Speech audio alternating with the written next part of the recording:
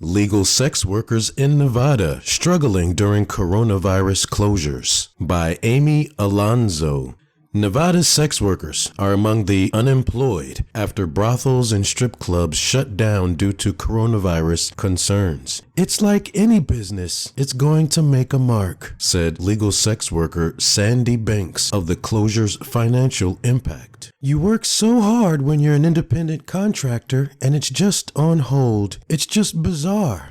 On March 18th, Nevada Governor Steve Sisolak announced the closure of all non-essential businesses, including bars and strip clubs, and the directive was expanded the following day to include the state's brothels. According to a 2012 University of Las Vegas report prepared for the Nevada legislature, there were 12,000 registered strippers in the city alone. Because sex work is not a state-regulated industry, there is no official statewide data on the number of legal sex workers in Nevada. Banks said she left the Love Ranch in Mound House several days before the brothel closed because of coronavirus concerns. I had a gut feeling and I just packed up and left, she said. I bailed on it. I wasn't comfortable. I knew nationally we weren't supposed to be in groups over 10 and I was like, this is a group over 10. I'm out of here. I'm a stickler on that. I'd rather play safe than sorry. Banks said that even before the closure, she had clients canceling, and one canceled because he suspected he'd been exposed to the virus.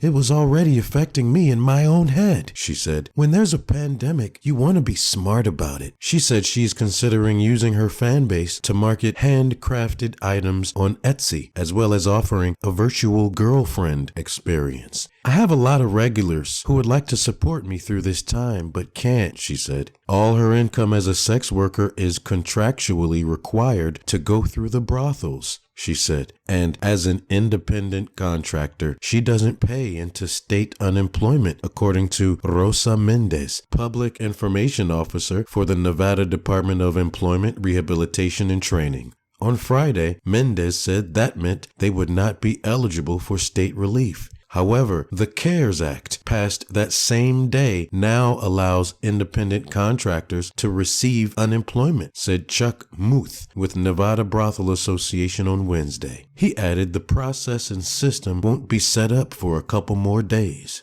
According to the University of Las Vegas report, the brothel industry brought in between $35 million and $50 million that year and served about 400,000 clients. During the brothel closures, sex worker Alice Little said she will focus on marketing her brand and working as a social media influencer. She said while she knows of workers who are creating online and webcam content, she doesn't know of any legal workers who are considering working on the streets. I do have friends in the independent world, and I'll tell you, ladies are pulling back by and large right now, she said. Sex workers as a whole are participating in social distancing.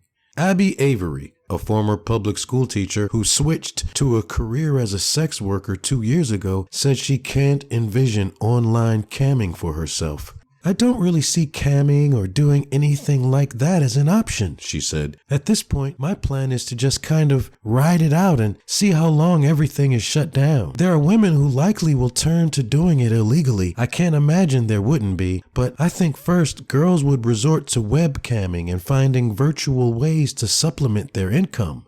Melissa Holland, executive director for Awaken, a faith-based nonprofit organization out of Reno that works with human trafficking victims, said her group is aiming to help displaced sex workers during the coronavirus closure. But Holland said Awaken had only contacted workers at the Reno Men's Club, a local strip joint, and had not reached out to any of the state's brothel workers.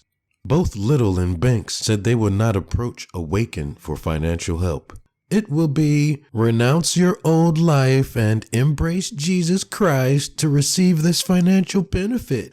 How about no? Little said. How dare they now pretend, oh, now we care for you. No, you don't.